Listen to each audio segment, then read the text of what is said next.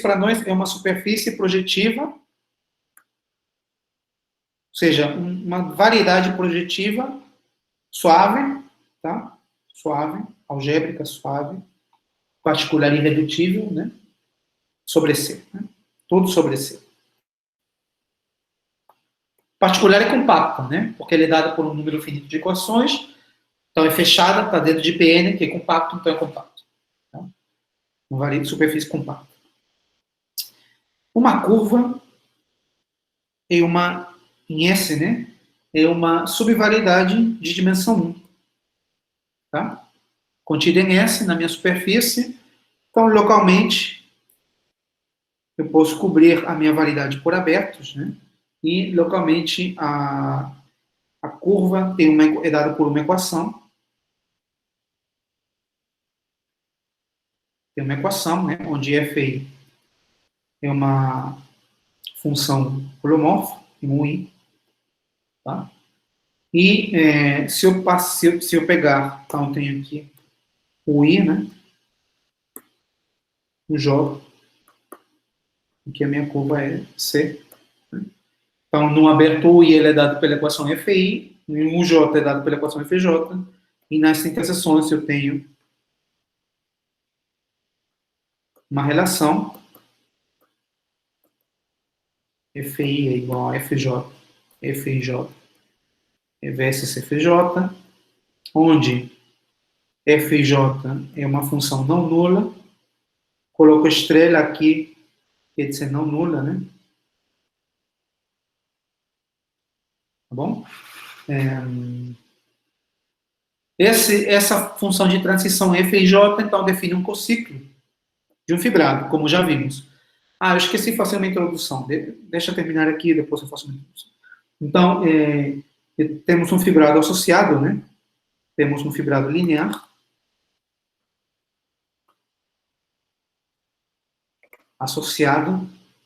L, que é o fibrado associado ao cociclo Fij. Tá bom? E essa curva, né? Que é dada pelas equações Fi e pode ser pensada como uma seção do fibrado. Por quê? Porque é dada por uma função holomorfa e nas interseções tem a relação de cociclo. Né?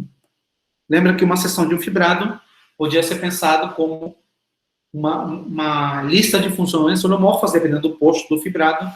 Aqui, no caso, um fibrado de posto 1, fibrado linear. Né? Então, essas funções Fi podem ser pensadas como seções do fibrado L. Tá bom?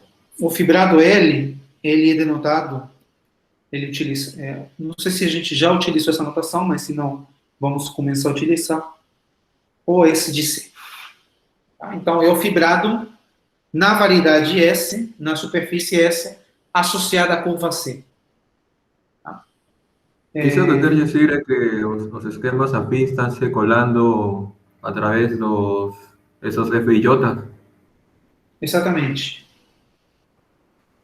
Exatamente. Essa condição de ser dado por uma equação, aqui no caso de superfície não é muito, não tem muito para falar, mas em geral é o que a gente chama de divisor de Cartier. Né? Isso aqui vocês podem encontrar.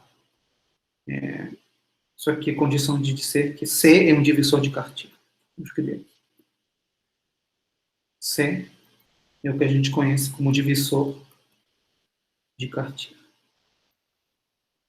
Efetivo, tá? É o fato, em geral, o divisor de Cartier é dado por uma equação, mas pode ter polos, né? Pode ser uma função meromorfa, mas como quando aqui é só uma função holomorfa, a gente diz que um divisor é efetivo. Tudo isso será introduzido daqui a pouco, por pelo menos uma parte. Então, gente, qual é a ideia? Por que a gente quer fazer, né? Lembra que quando a gente tem um fibrado e seções do fibrado, podíamos definir um mapa da minha variedade na Grassmanniana, né? Então, quando o fibrado é linear, né? Quando o fibrado é linear, aí virava um mapa da minha variedade no espaço projetivo. Lembra que quando o fibrado tinha posto 1, essa Grassmanniana virava o espaço projetivo. Tá? Então, a gente vai querer estudar a superfície através desses mapas. Tá? Então, o que a gente precisa? A gente precisa de um fibrado linear e seções desse fibrado. Tá bom? Acho que a motivação de tudo isso é essa, né? Você tem uma superfície. Qual fibrado linear que você pode associar sempre a essa superfície? Ou mais geralmente, uma variedade, né? Qual fibrado linear que você pode associar sempre a uma variedade? Tá? O tangente não é linear. O fibrado tangente não é linear, ele tem posto 2. O cotangente também não é. Né? Mas o fibrado, que a gente chama de fibrado canônico, que é o fibrado de N formas, aqui no caso seriam 2 formas, esse é um fibrado linear, fibrado de posto 1. Né? Então, esse é o fibrado que a gente quer estudar. O fibrado, em geral, quando a gente tem uma variedade de dimensão N, o fibrado naturalmente associado é o fibrado de N formas diferenciais. Né?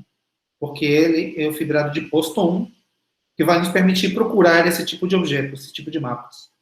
Tá? Então, sempre a gente está correndo atrás de entender esse fibrado, de N formas. Tá? E seções desse fibrado, né? Tentar entender o fibrado e encontrar seções, ter uma ferramenta para encontrar seções do fibrado. Tá bom?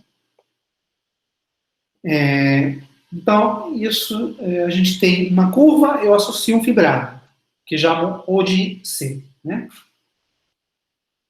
Tá? Você vê que o fibrado é dado por essa relação, é dado pelo cociclo, né? O conjunto de cociclos, para quem já viu, mas para quem não viu também não tem problema, né? O fibrado L pode ser visto como um elemento do primeiro grupo de cohomologia do feixe, ou essa estrela. Isso significa, quase, não exatamente isso, vou ser leviano, tá? Ser o primeiro grupo de cohomologia do feixe ou essa estrela, esse aqui é o feixe de funções holomorfas, que não se anulam em nenhum ponto, né? É basicamente dar para cada par de aberto su e o j uma função desse feixe, ou seja, uma função holomorfa não nula, na interseção, que satisfaça uma condição de cociclo, ou seja, se eu tenho o i, o j e o k, eu vou querer uma condição de cociclo, aquela parecida com a condição dos fibrados, né? Na interseção tripla, né? F e J vezes F JK é igual a F e K.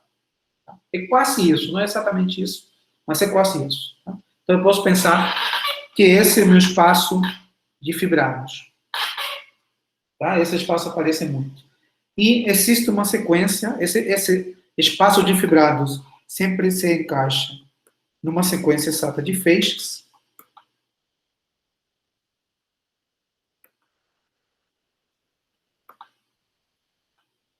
Para quem nunca viu feixes, não é nada mais do que em cada aberto você dar um grupo, né? Aqui no caso, se eu falo do feixe de funções holomorfas, é em cada aberto dar uma função holomorfa nesse aberto.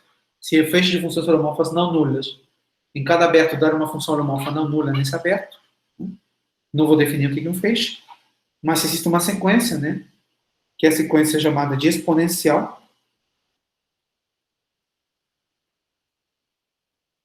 Multiplicação por 2 π, né? As funções constantes estão contidas nas funções holomorfas. As funções holomorfas podem ser enviadas pela exponencial em funções holomorfas não nulas.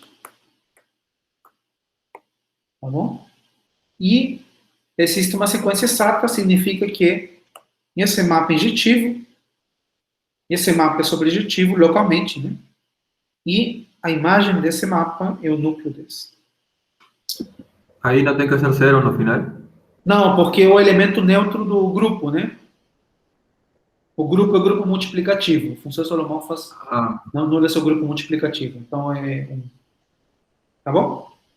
No. Então, quando a gente tem uma sequência de feixes, existe o que a gente chama de sequência longa de cohomologia, que é o seguinte, né? Então, existe uma sequência, como consequência disso, né? Eu não vou explicar como essas sequências são construídas, porque não é importante para nós. É importante, mas não agora. Existe uma sequência, né? Que vai daqui, né?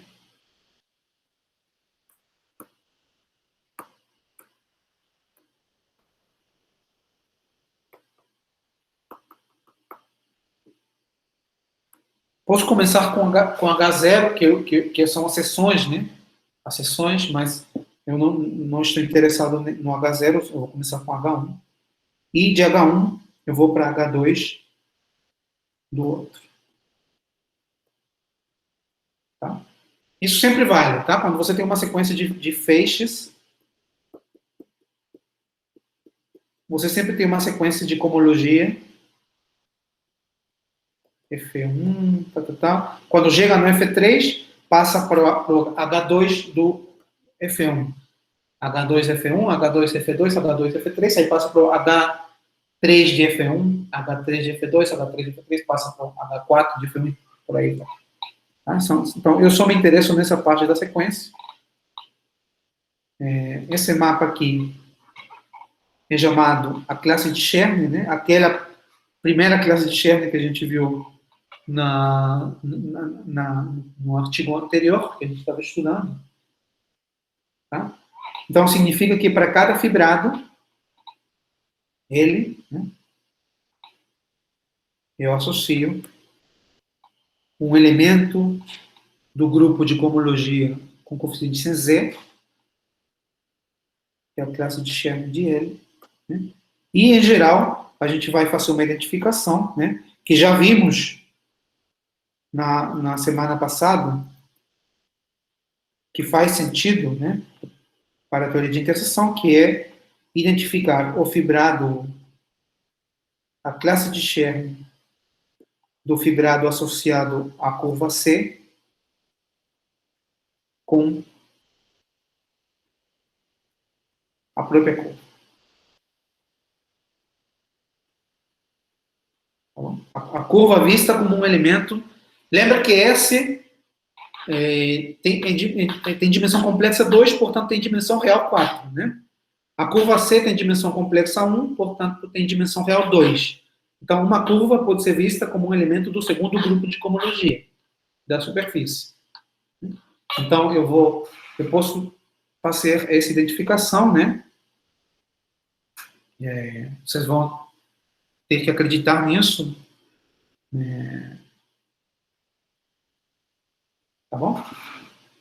E a imagem desse mapa de classe de Chern, a imagem desse mapa C1, né, é o que a gente define, ou chama o grupo de Néron-Severi da superfície. Isso aqui é chamado grupo de Néron-Severi.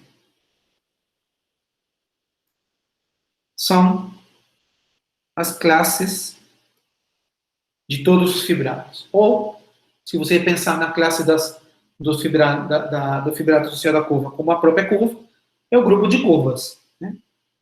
Entre aspas, né? Segundo essa identificação. Tá bom?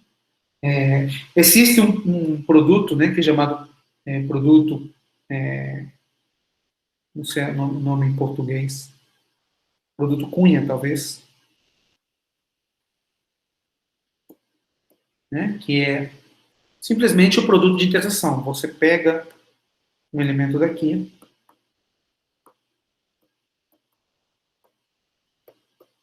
dois elementos, né, levando um número inteiro, simplesmente você pega a classe de Chern. Eu só vou me interessar com os fibrados, não com toda a cohomologia, mas de fato existe um produto para toda a cohomologia, mas isso não me interessa muito. Se eu tenho C, o fibrado associado à curva C, e eu tenho o fibrado associado à curva D, C e D curva, sem S, né? simplesmente vou enviar isso na interseção de C com D. Produto de interseção de duas curvas. Tá bom? Número de pontos de interseção entre elas, né, contadas com multiplicidade. Mas también eu poderia ver que ese C1 tem como dominio o grupo de Picard da superfície, que aí vai ser isomorfos, né, quando são projetivas. O O sea, grupo eu estou de, pegando... o grupo de Picard da superfície, para mim, é esse H1. É Tá, mas isso. H1 são o grupo de feixes invertíveis, né? Ou isso Isso. também é o mesmo do Picard, né? Esse é o grupo Que de quando... Picard. Mas isso não é isomorfo ao grupo de Néron-Severi, né? Porque tem essa parte aqui. Tem aqueles fibrados que tem classe de Scherner 0. Mas eu não entendi a pergunta. Qual a pergunta mesmo? Não, ou seja, eu estou colocando ali a classe de Chern C1 como uma Sim, função, né? Que vai do H1 para o H2, né? Só sim. que ao invés de eu colocar H1, tudo isso dali, eu poderia colocar também no grupo de Picard, né? Sim, o grupo de Picard é esse aqui. É isso. O Ah, grupo tá. de, Porque o grupo de fibrados lineares. vai coincidir quando a variedade é projetiva, né? Mas nesse caso é projetiva, né? Esse caso projetivo. Ah, Não, eu pensei que você estava confundindo. Tem aqui o grupo de Néron-Severi, gente. Vocês vão ouvir falar a vida inteira. Talvez hoje foi a primeira vez. Não será a última. E tem um grupo de Picard, que é esse aqui. Esse aqui é chamado grupo de Picard. Mas não são isomorfos, porque o C1 tem núcleo, né? Que é a imagem desse mapa, de fato. São os fibrados que têm classe de Chern 0. O grupo de Néron-Severi é o grupo de Picard quocientado pelos fibrados com classe de Chern trivial. Tá bom? Então, de fato, o grupo de Picard tem duas... Bom, é isso. Então, tem esse produto de interseção, né? Então, que se comporta no... Se eu pegar o fibrado associado à curva S e o fibrado associado à curva D, o produto de interseção delas é o produto de interseção das curvas. Michael, Sim. tem alguma hipótese sobre essas curvas? Não. Não? Como assim? Por quê? Tipo, se elas se fatoram, se tem múltiplos. Porque se for a mesma curva, por exemplo, qual é a imagem? Se for a mesma curva, é autointerseção. Vocês já ouviram falar disso? Autointerseção da curva? Imagina que as duas são a mesma curva, né? C e D é a mesma curva. Como você conta? Então, você tem a curva C e você quer contar a autointerseção. Então, você faz uma pequena deformação dela.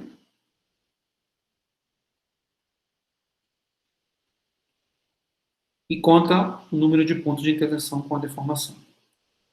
A autointerseção é um conceito topológico. Essa deformação nem precisa ser algébrica. Pode ser uma deformação topológica mesmo. Tá? É a autointerseção da curva. Quando elas são diferentes, não tem problema, né? Você conta o número de pontos mesmo. Pode ter várias componentes. De fato, o que acontece é que basta você definir essa forma aqui para curvas irredutíveis e depois você estende por linearidade, bilinearidade. Você define curvas irredutíveis e depois se estende bilinearmente, linear nas duas componentes. A única dificuldade é quando a curva seja a mesma, como o Guilherme perguntou. Mas aí você tem o conceito de autointerseção da curva, que você deforma ela e conta o número de pontos. Tá? Mas essa deformação sempre vai dar um número finito de pontos de interseção? Dá. São compactas essas curvas, né? Ah. As curvas são compactas. Dá sim. Não depende da deformação. Tá bom?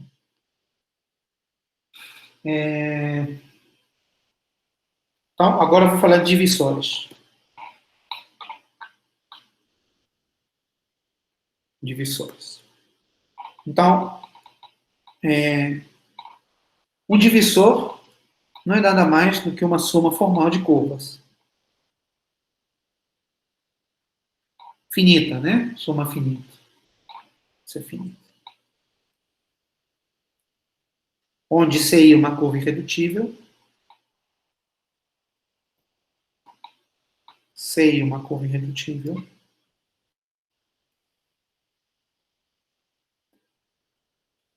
E aí um número inteiro.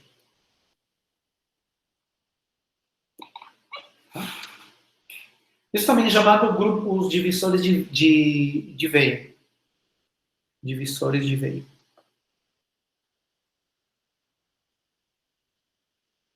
Quem vai estudar geometria algébrica.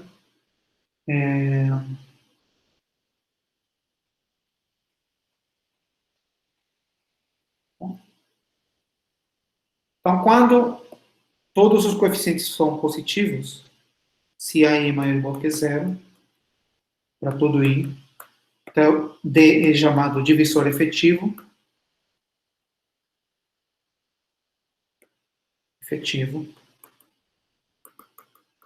E a gente escreve assim. D maior ou igual do que zero. Tá bom? Outro espaço que aparece para nós é o grupo real de Néron-Severi, que é o seguinte, né? O grupo de Néron-Severi real é produto tensorial. Os dois são Z-módulos, né? Aí tem duas esses, né? Uma que é da superfície, outra que é do Severi. Isso aqui é o produto tensorial sobre Z com E. Tem o Néron-Severi complexo, que é nada mais do que você permitir coeficientes reais nas somas. Certo? E nesse grupo tem uma definição de equivalência numérica. Então, eu vou dizer que o divisor A é numericamente equivalente a B.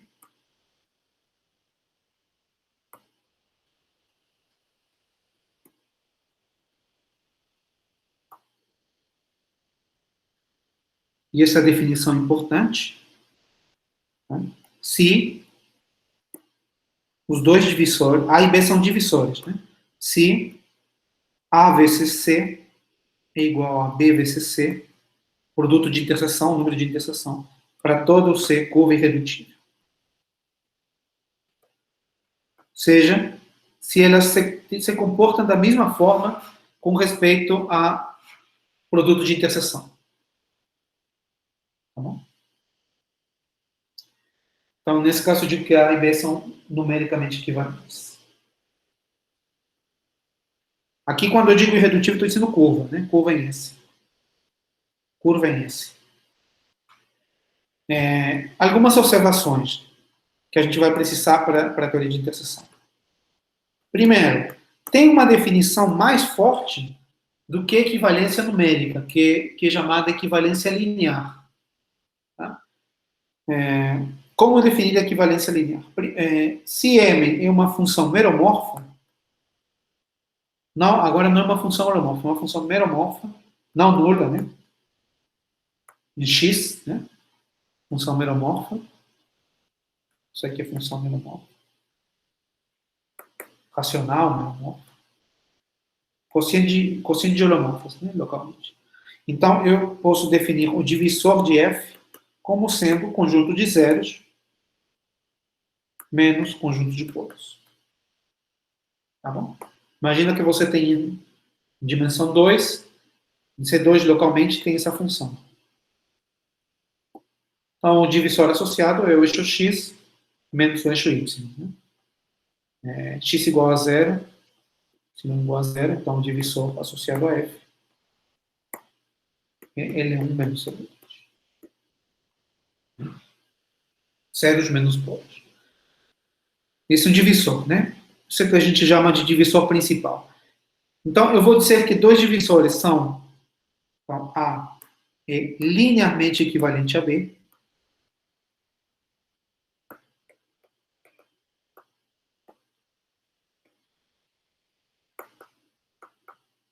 linearmente equivalente se a diferença é um divisor principal. Parágrafo F. Função meromorfa. Então, essa é uma definição diferente do que a gente está querendo. A gente está querendo definir somente quando os dois divisores têm a mesma interseção com qualquer outra curva.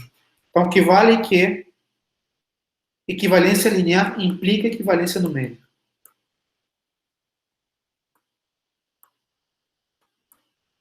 Ou seja, se a diferença dos dois divisores tem um divisor principal, ou se A é B mais um divisor principal, então A e B intersectam qualquer curva da mesma forma. Dito de outra maneira, um divisor principal intersecta qualquer curva em zero. Toda função meromorfa tem sobre uma curva o mesmo número de zeros de polos. Equivalência linear implica equivalência numérica.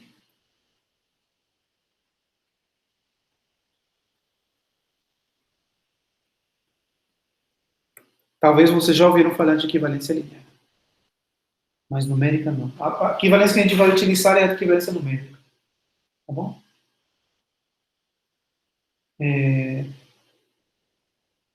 Uma outra propriedade que a gente vai utilizar é a seguinte, né? Se a gente tem um morfismo sobre uma curva C, né? Se F é um morfismo, um mapa, né, da minha superfície na curva C, é um morfismo.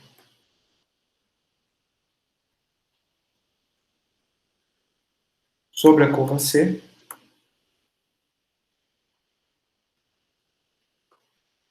e FP é a fibra sobre o ponto P, né, a fibra sobre o ponto P. Então, vale o seguinte, né? Eu não escrevi aqui a definição. Quando eu digo que são numericamente equivalentes, eu vou escrever assim, tá?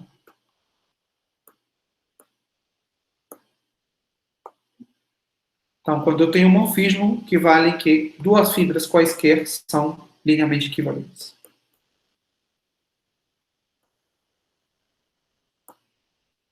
Para qualquer par de pontos. Isso. Em particular, a autointerseção de uma fibra. Sempre zero. Por quê? Porque para intersectar FP com ela mesma, eu posso intersectar. Ao invés de fazer FP vezes FP, eu posso fazer FP vezes FP', né? Porque FP e FP' são numericamente equivalentes. Então, eu posso trocar FP por FP', dá o mesmo resultado. E isso aqui é zero, né? Porque duas fibras diferentes, genéricas, são disjuntas. Duas fibras diferentes são disjuntas. Que o mapa é a curva C, tem as fibras. Esse aqui é FP. Esse aqui é o mapa F. Esse aqui é o ponto P. Tá bom? Terceira, a gente está faltando. Michael, pode voltar rapidinho na folha anterior? Posso. Estou terminando de copiar. Sim, tem uma coisa aqui que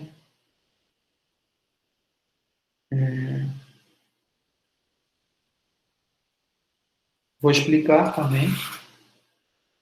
É a seguinte. Pronto, pode passar. Obrigado. Se você... Gente, para quem já viu autointerseção, isso pode ter sido visto no curso de topologia, por exemplo. Né? Autointerseção pode ser negativa. Né? Porque quando... Talvez isso seja surpreendente para a Carla, por exemplo, que ela viu interseção de curvas, ou para quem viu interseção de curvas, não sei quem fez aqui o curso de curvas, o número de interseção de duas curvas, o índice de interseção é uma dimensão de um espaço vetorial, então sempre não negativo, né? Mas quando as curvas não são algébricas, esse índice é definido de outra maneira. Então, deixa eu escrever aqui, acho que vocês vão ficar mais confusos se eu falar demais. O que eu quero dizer é o seguinte: se você tem duas curvas irredutíveis, distintas, né? Distintas. Então, o número de interseção delas é a soma do índice de interseção em cada ponto, né? O número mu, c, d, p. Né? Isso aqui, onde esse número é chamado o índice de interseção das curvas no ponto P, né? É um número natural, né?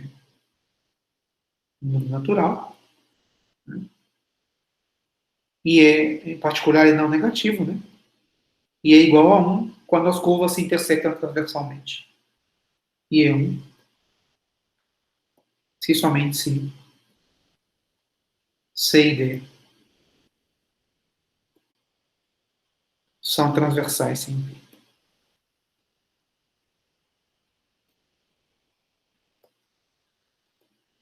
Se as curvas são tangentes, pode ser que o número seja maior. Né? Então, se as curvas são distintas, a interseção é sempre não negativa. Tá? Mas quando você faz a autointerseção de uma curva, quando você faz C ao quadrado, aí pode dar negativo. Por quê? Porque C ao quadrado não é isso, né? C ao quadrado como eu disse, a interseção de C com CY, uma pequena deformação. E ali, a curva CY não é mais uma curva algébrica, você não pode contar dessa forma. Tá bom? A deformação é topológica, quando você considera CY, que, quando eu disse isso, o CY é uma deformação topológica de C. Então, você não conta da mesma forma. Você conta assim, não sei se vale a pena explicar, mas você tem dois vetores, né? Tem um vetor aqui, um vetor aqui. Então, você vai contar 1 ou menos 1 se os dois vetores definem a mesma orientação da variedade. E é menos 1 quando definem a orientação contrária. Então, você vai somar 1, menos 1, e aí pode dar positivo ou negativo. Então, autointerseção pode dar negativa. Então, isso é um cuidado que você tem que tomar. Tá? Cuidado.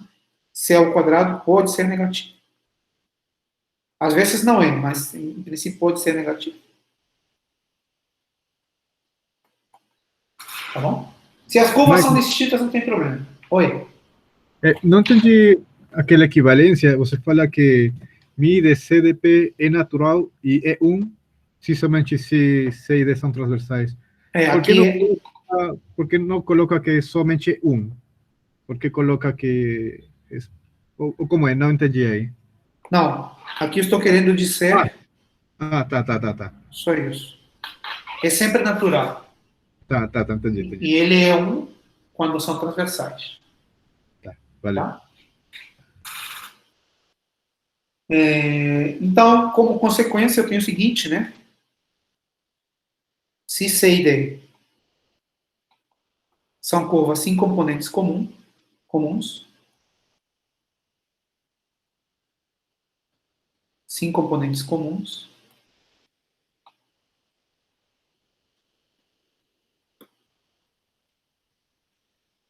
então, são curvas não, desculpa, são divisórias. São curvas, mas não necessariamente irredutíveis, né? E pode ter várias componentes. Não irredutíveis.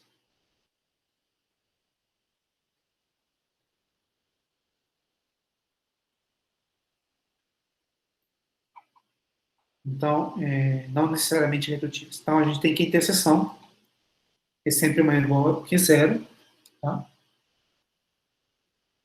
Porque é bilinear, né? Você vai interceptando cada componente com as outras. Como nenhum nunca tem autointerseção, porque as componentes de D são distintas das componentes de C, é maior ou igual que zero, e a interseção de C com D é zero, se somente se C e D são disjuntos. Tá bom?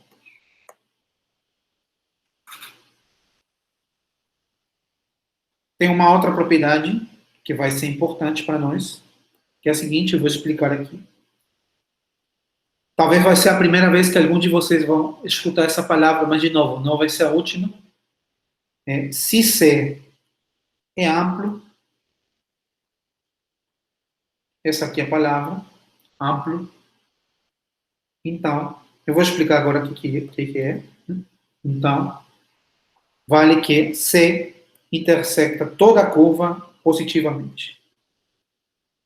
Para toda a curva.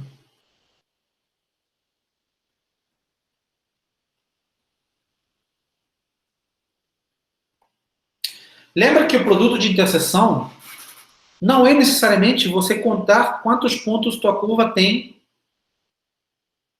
Não, quer dizer, lembra que o produto de interseção, lembra que existe equivalência numérica. Ou seja, se você quer intersetar essa curva com essa outra, eu não necessariamente vou utilizar a curva C para contar. Eu posso pegar outra que seja equivalente a C. Né? Qualquer curva equivalente a C vai ter o mesmo número de interseção. Então, em geral, eu vou pegar outra e vou contar o número de interseção. C' equivalente a C. Tá bom? Então, dizer que a curva é ampla, né? Que o divisor é amplo, quer dizer que ou ele, ou algum divisor equivalente a ele, corta todo mundo. Qualquer curva. Tá certo? É sempre positivo. Agora, o conceito de amplo tem várias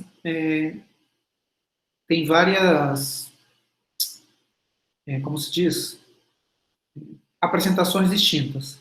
Tem várias maneiras de você dizer que um divisor é amplo.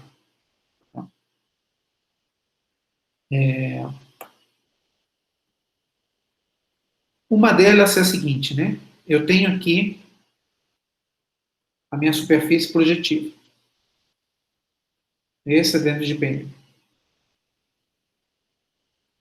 Eu pego um hiperplano em PN, corto com minha hipersuperfície. Corto com minha superfície. Te dou uma curva. D. Então, dizer que ele é amplo quer dizer que um múltiplo dele dá essa curva. Ou seja, D não é necessariamente C, mas é um múltiplo de C. O que significa ser um múltiplo, né? Significa que esse C é definido por F localmente, então NC é definido por F na N. Tá? Então, ser amplo é quase ser interseção com hiperplano. É ser interseção com hiperplano depois de tomar potências suficientemente grandes. Então, essa interseção, esse D aqui é chamado de divisor muito amplo. Divisor muito amplo é nada mais do que a interseção da superfície com o hiperplano do PN. Ser amplo significa que um múltiplo dele é muito amplo. Tá? Então, amplo significa que um múltiplo suficientemente grande é muito amplo.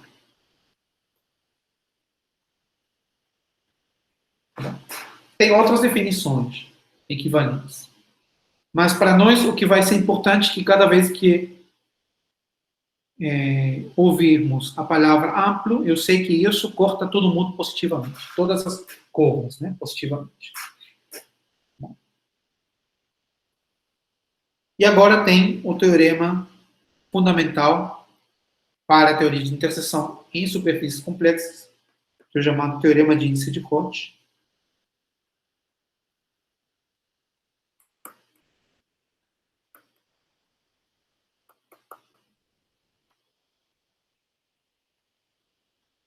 Que é o seguinte, né? Diz que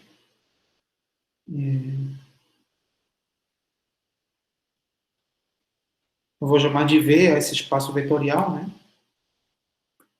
Grupo de neurônios, o grupo de curvas, mas com coeficientes reais. Isso aqui é um espaço vetorial de dimensão finita, né? É um espaço vetorial de dimensão finita.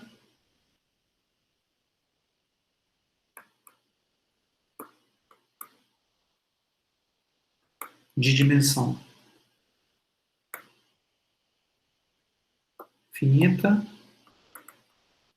Isso não é trivial, mas é verdade.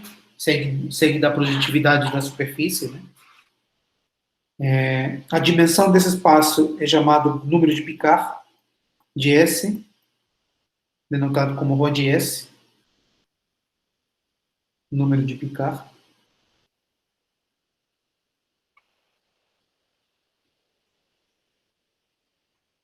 Tá bom? Lembra que no grupo de Néron-Severi não são as curvas, são as classes, né? São as classes. Não, eu preciso... Isso. Então, tem uma forma quadrática, né? V munido com a forma quadrática, que é a forma de interseção. Forma bilinear, né? Simétrica. Michael, esse produto tensorial é nos inteiros?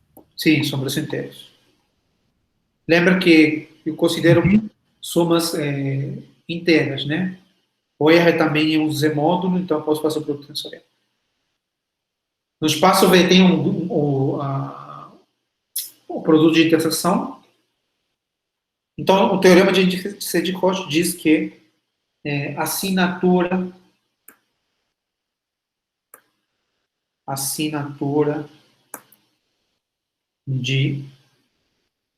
desse produto de interseção, que é o produto de curvas, né, é ρ de S menos. Esse é o teorema de índice de Seydic-Roche. Ou seja, essa forma bilinear simétrica define uma matriz, né? E essa matriz tem um autovalor positivo e o resto negativo. Forma bilinear simétrica é diagonalizável sempre. Né?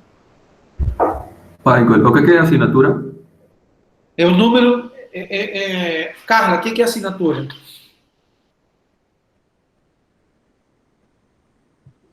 É o par dado pela...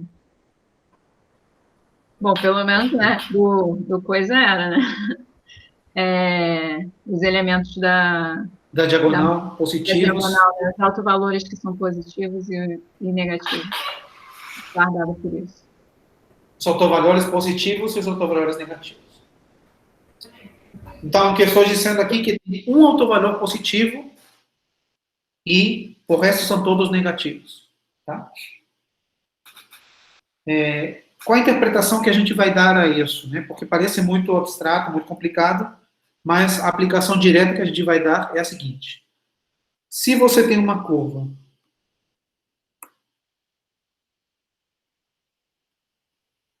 com autointerseção positiva, então, você completa, ela é um elemento da base, né? Você completa, todos os outros têm autointerseção negativa. Tá? Então, o que eu estou dizendo é que, então, se você tem uma curva no complemento ortogonal de C, então, ela tem autointerseção negativa. Você tem C, uma autointerseção positiva. Todas as curvas que cortam C, zero, tem que ter autointerseção negativa. Pode ser zero, né? Porque o D poderia ser o divisor nulo. Todos os coeficientes nulos. Lembra que no espaço vetorial, né? Contém a origem. Tá? Então, se eu tenho uma curva com autointerseção positiva, todo complemento ortogonal tem autointerseção negativa. Tá certo? É isso que eu estou falando. Não vou provar isso, vocês têm questão de fé, teoria de códigos, né, para provar isso. Tá bom? E, finalmente, até aqui tem algum comentário, alguma pergunta? O Ruben está muito calhado. Não tem nenhuma pergunta? Eu tenho uma pergunta. Pode voltar para a página anterior, por favor? Posso? Olha anterior. Aí, no 4, quando você fala se C é amplo, esse C é curva, é divisor? É divisor, divisor. Divisor. Tá. São divisor.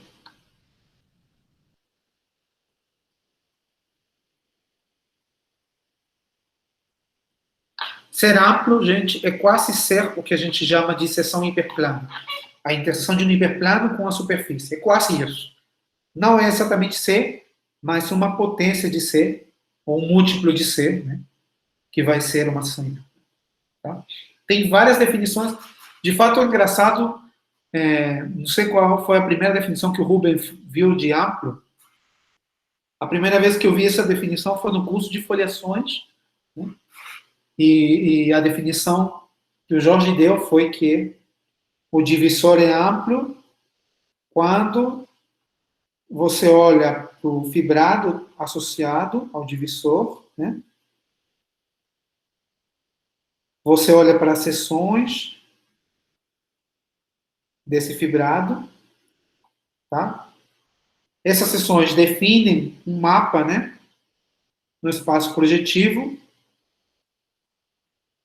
porque o fibrado é linear, né? Seria na Grassmanniana, mas como o fibrado é linear, vai no espaço projetivo. Então, o divisor é amplo quando esse mapa é um mergulho. Essa foi a primeira definição que eu vi de amplo. Esse mapa é um mergulho. Não é exatamente ele, não é C um múltiplo de C. É tensorizado N vezes. Não entendi nada da definição.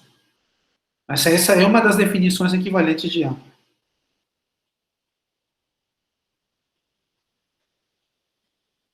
Já usava o mapa associado às seções de um fibrado.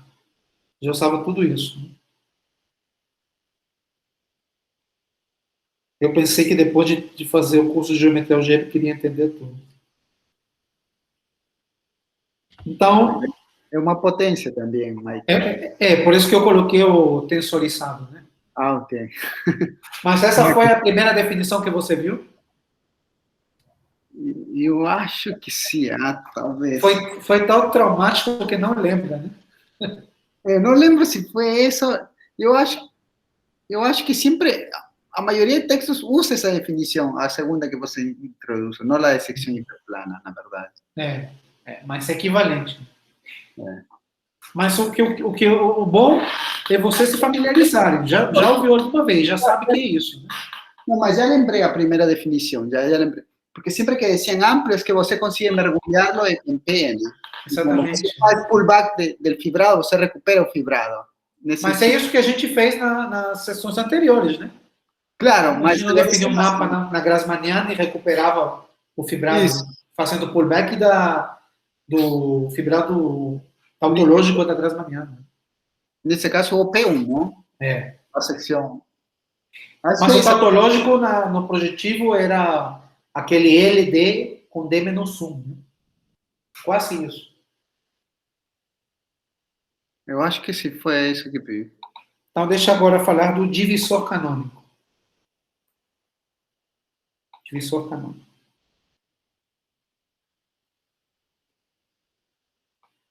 Então, gente, o que é o divisor canônico, né? Vocês têm, dada a superfície, vocês têm esse fibrado, tem posto 2, fibrado tangente, tem esse fibrado, tem posto 2. Como que eu sei que tem posto 2? Porque localmente, para dar um campo de vetor, você precisa de duas funções. Para dar uma forma, você precisa de duas funções. Então tem posto 2. Mas tem esse fibrado que tem posto 1. Fibrado de posto 1.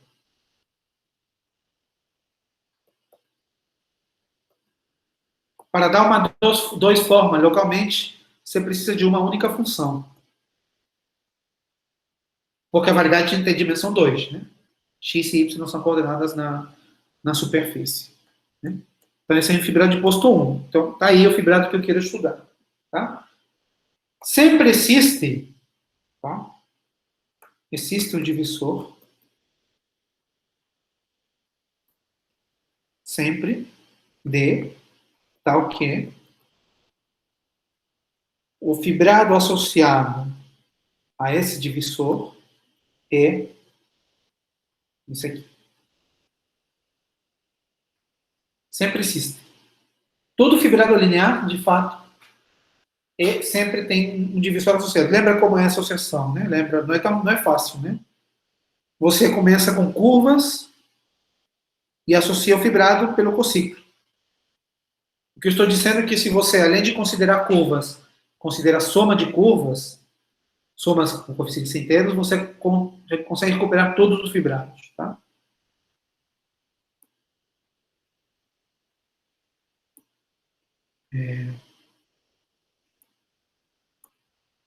Então, existe sempre esse divisor.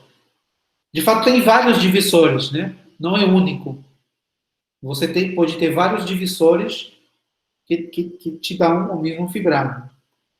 Mas, pelo menos, existe um. Então, esse divisor D é chamado um divisor canônico. Eu vou denotar ele KS. Não é muito boa a anotação, porque não é o único divisor canônico. A gente não fala do divisor canônico, a gente fala de um divisor canônico. Então, o divisor canônico é o divisor cujo fibrado associado é o fibrado de duas formas. Fibrado natural de posto 1 associado à superfície. Certo? Esse fibrado aqui também é denotado como ômega-S. Tá? O fibrado canônico da variedade. Então, a relação fundamental que eu tenho é que OS de KS é ômega-S. Tá? É o que eu acabei de dizer, né? Então, KS, o divisor, é uma soma de curvas com coeficientes inteiros, cujo fibrado associado é o fibrado de duas formas. Tá? E, uma vez que a gente tem um divisor canônico, existe a chamada fórmula de adjunção.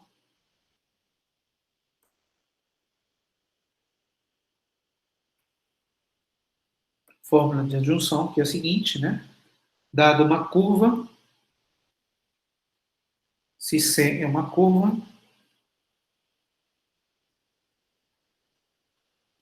qualquer, né? Não tem que ser suave. Ah, não, suave, desculpa. Suave. Então, vale que... Olha só, eu tenho esse fibrado. Eu tenho um divisor KS, né? Eu posso somar a curva.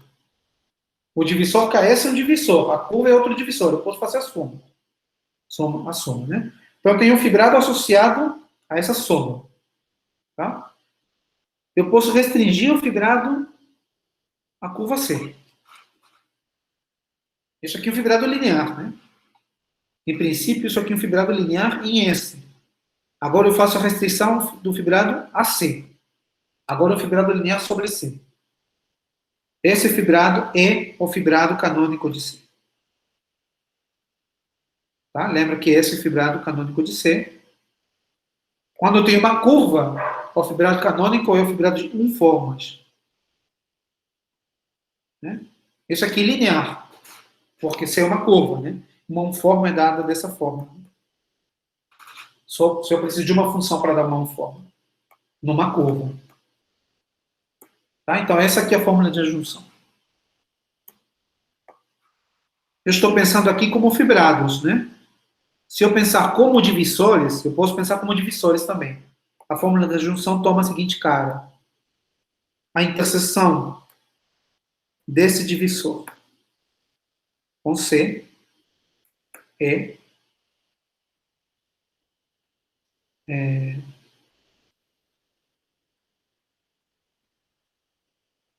o grau, como que eu falei isso?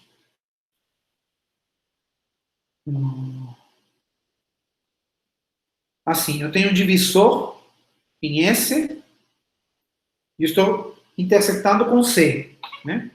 Tenho aqui a curva C, ó. Tenho aqui a minha curva C. E eu tenho um divisor em S, que é esse aqui, né? Estou intersectando com C. Então, ele te dá um divisor em C. Na curva C, né? Então, O que eu estou dizendo é que esse divisor é o divisor canônico de C. O divisor canônico de C, agora se é uma curva, o divisor são pontos, né? E o divisor, tal que é o fibrado associado, é o fibrado canônico. O fibrado canônico da curva é esse aqui, o fibrado de um forte. Tá? Vocês podem encontrar também a contagem, né? Quantos pontos são essas interseções? São 2G de C menos 2.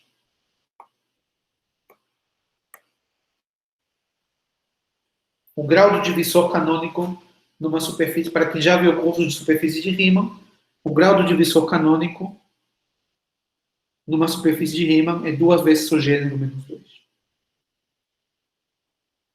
Então, as duas, a primeira é como fibrados e a segunda é como divisores. Tá? Fórmula de junção. E a última ferramenta que a gente precisa é o teorema de Riemann-Roch.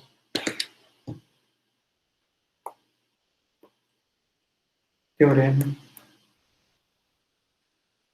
de Riemann-Roch.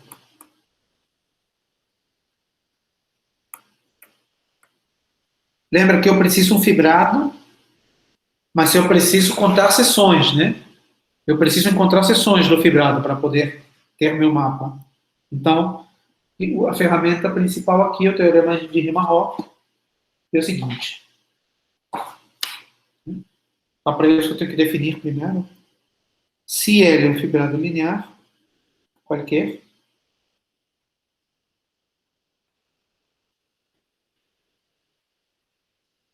linear em S.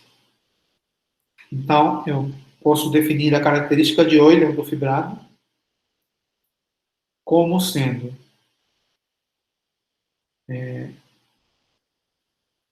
a dimensão. Como que eu escrevo isso? Escrever assim, depois eu vou explicar. H0 menos H1 mais H2. Onde HJ de SL é a dimensão do HJ de SL.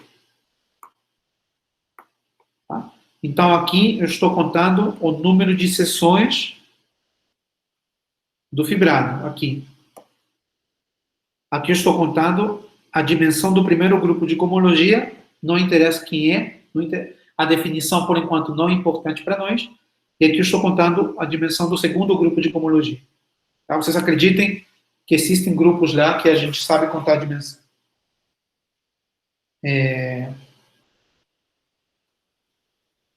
Em particular, tem um fibrado de especial importância, que é o fibrado trivial, né?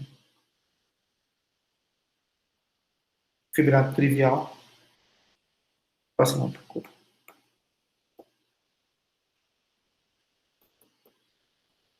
Fibrado trivial. Tinha sempre fibrado trivial, né? De Poston. Denoto OS. Né? Que também... Né? O fibrado trivial é S vezes C. Né? Isso aqui, às vezes, vai ser identificado com o feixe de funções holomorfas em C.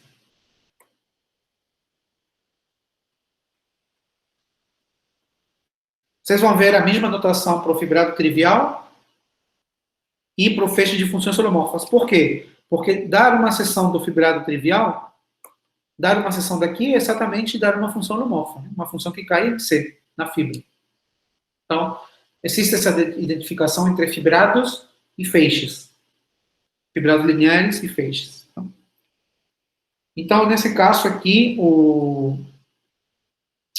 a característica de Euler desse fibrado vai ser o H0 menos H1 mais H2. Por definição. Tá? Só que esse número aqui é 1. Por quê? Lembra que H0 Lembra que H0 de SOS são as seções globais, né? Então, seriam as funções F identificado, né? Com as funções holomorfas de S em C. Qual que é holomorfo? Mas, como S é uma superfície compacta, toda função holomorfa é constante, porque vale o princípio do máximo, né? Como é compacta, atinge o máximo. Se uma função holomorfa atinge o máximo, é constante. Então, isso aqui é C. Então, a dimensão é 1. Tá? Então, sempre que você tiver a característica de Euler do fibrado trivial, você começa contando por 1. Esse aqui vale 1. O resto a gente não sabe. Tem outras formas para calcular. Então, o que diz o teorema de Riemann-Roch? Agora eu vou explicar. Então, o teorema de Riemann-Roch diz o seguinte, né? Se você tem um divisor,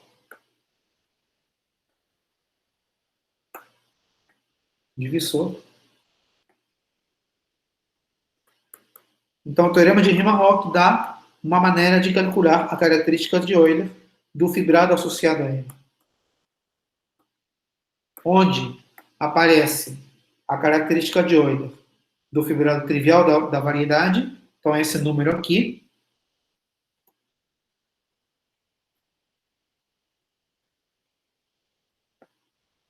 que eu não sei calcular em princípio, mas não depende do divisor, é um número que não depende do divisor, e aparece também mais, sempre confundo se é mais ou menos, mais meio de autointerseção do divisor menos a interseção do divisor canônico com o divisor. Tá.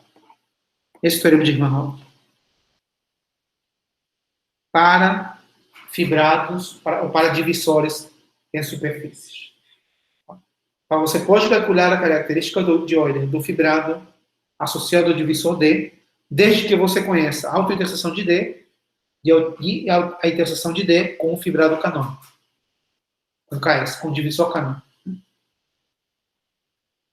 Tá? Então, tem algumas consequências, e eu vou terminar com duas consequências, com uma, né? Vou terminar com uma consequência do teorema de Riemann-Roch, que é a fórmula do gênero de uma curva. Gênero de uma curva.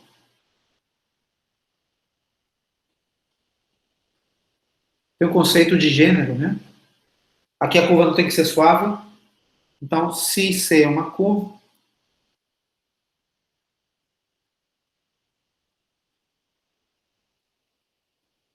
então eu vou definir o gênero, chamado gênero aritmético da curva, né? Como 1 menos a característica de Euler do feixe de funções holomorfas ou do fibrado trivial sobre a curva. Né? Tá? Isso aí é o quê? Né? Isso aí é 1 menos H0 do fibrado trivial menos H1. Fibrado trivial. Não conta H2 porque a curva tem dimensão 1. A característica de Euler, em geral, conta só até a dimensão. A cohomologia vai só até a dimensão. Tá? De novo, se a curva é suave, né? Se C é curva suave, então você tem isso aqui é chamado gênero aritmético.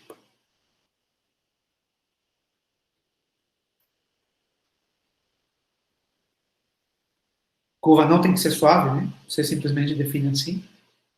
Quando a curva é suave, que você tem que P A de C é 1 menos H0 mais 1. E como é suave, como é compacta, né? Não tem funções holomorfas na curva, ou quer dizer, toda função holomorfa é constante. Isso aqui vale 1. Isso aqui dá a dimensão fogão de C ou C, né? Isso aí é, pela dualidade, o teorema de dualidade, uma dimensão de H0 de C. Ômega 1 de C. Aqui eu apliquei um teorema de dualidade.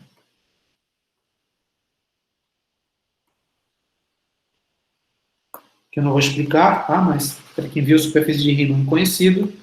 Então, eu estou contando quantas formas diferenciais possui a curva, né? Estou tomando as seções do fibrado de formas diferenciais, ou seja, quantas formas existem na curva inteira. Isso aí é o número de buracos que a curva tem, o gênero que a gente conhece. Tá bom? Então, esse gênero aritmético ele coincide com o gênero geométrico da curva, que é o número de buracos.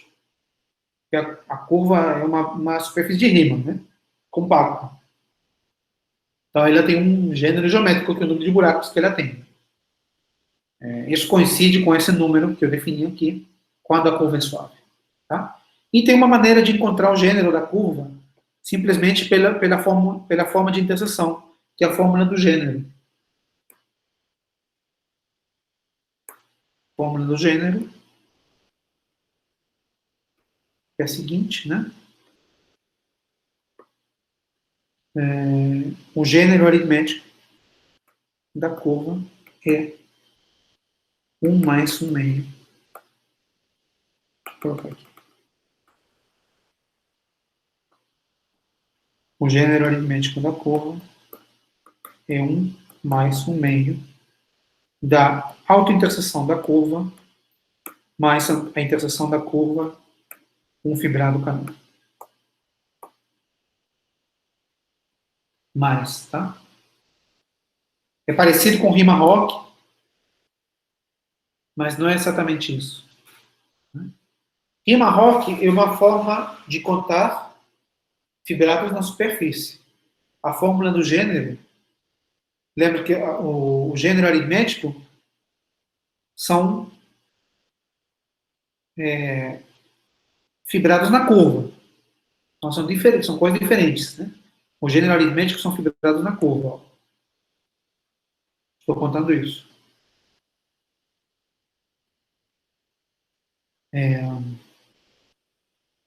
Então, por que vale essa fórmula do gênero? Eu vou mostrar isso, vou mostrar a fórmula do gênero como consequência do teorema de Riemann-Roch. Tá? Então, deixa eu tentar fazer a prova. Terminar com isso. Então, primeiro, né, eu tenho uma curva e eu tenho uma sequência de feixes. Então, eu tenho C uma curva em S e vou ter a seguinte sequência de feixes. Eu tenho as funções holomorfas em S. Eu posso restringir a função holomorfa para C, sobrejetivo, localmente, tá? Toda função holomorfa em C é restrição de uma forma em S, de uma função em S. E o núcleo seriam as funções holomorfas que se anulam sobre C. Tá certo? Então, que quando você restringe, a C dá zero, né? Seria o núcleo. Esse núcleo é o fibrado associado ao divisor menos C. Meu conselho é guardem essa sequência para a vida toda. Essa sequência aparece muito. Não vou explicar com detalhe porquê, né? Mas o núcleo, lembra que C é uma curva. Isso aqui é um divisor, né? Coloquei o coeficiente menos 1 na curva. Esse divisor tem um fibrado associado. Esse fibrado associado é exatamente o que aparece como núcleo da restrição. Tá? Basicamente por quê? Porque se você tem uma função que se anula em C, imagina que você tem, localmente, né, C dada por F igual a 0, e você tem uma função H que se anula em C. Então, H é da forma F vezes G. Né? Então, você pode identificar com G dividindo pela equação de F. Né? você pode identificar o núcleo desse mapa com esse fibrado, identificado com a função G, porque toda a função do núcleo é um múltiplo de F. Então, como tem uma divisão, aparece o menos. Sabe? Tá? Eu não vou explicar mais do que isso, porque eu acho que pode confundir. Só digo que vocês acreditem que tem bons motivos para que essa sequência exista. Essa sequência existe sempre. Aqui pode ser uma variedade qualquer, aqui uma hipersuperfície. A restrição tem como núcleo sempre esse fibrado. Tá? Então, você tem uma sequência de fibrados ou de feixes, né? Você toma a característica de Euler, e o que acontece é que a característica de Euler no meio é a soma dos extremos.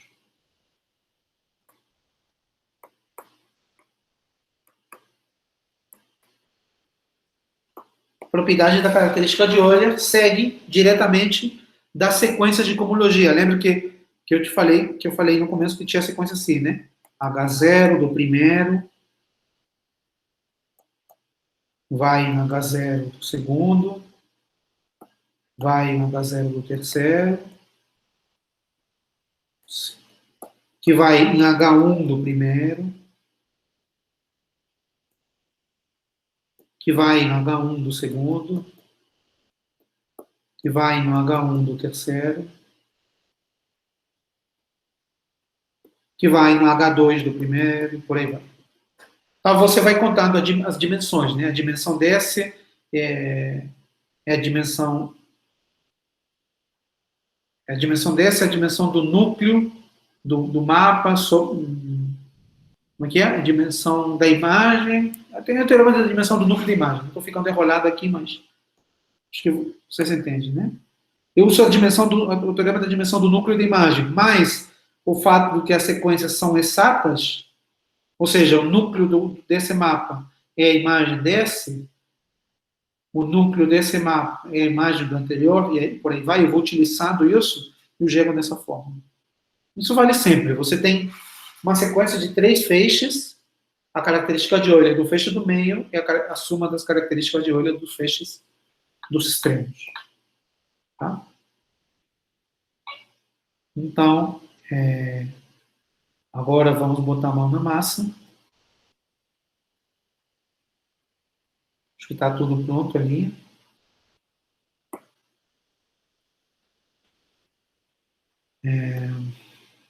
Deixa eu ver aqui o que eu quero. Eu quero o PG, né? PA, tá? Generalmente da curva. Isso, por definição, é 1 menos a característica de Euler da curva, não é isso? Isso é 1 menos o x de OS mais x de OS menos C. Tá certo isso? Acho que tá, né? E agora, isso é 1 menos x de OS. E agora eu vou utilizar Riemann-Roch para calcular esse. Ó, Riemann-Roch. Característica de OSD, de um divisor, é a característica de OS mais característica de OS mais o meio da autointerseção. Seria menos C vezes menos C, dá C ao quadrado. Menos com menos é mais, né? Bilinear. Menos KS vezes D. Então seria mais, no caso, KS vezes C. KS com esse cancela. E tem a forma.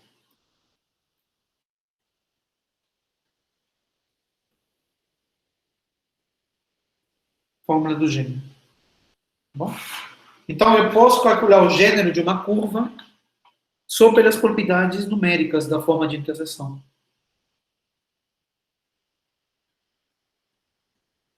Tá bom?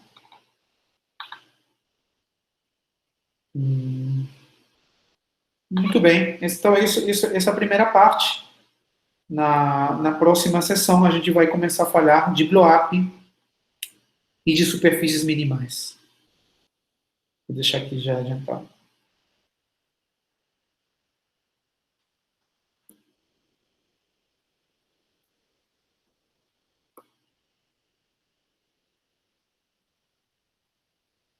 Tá?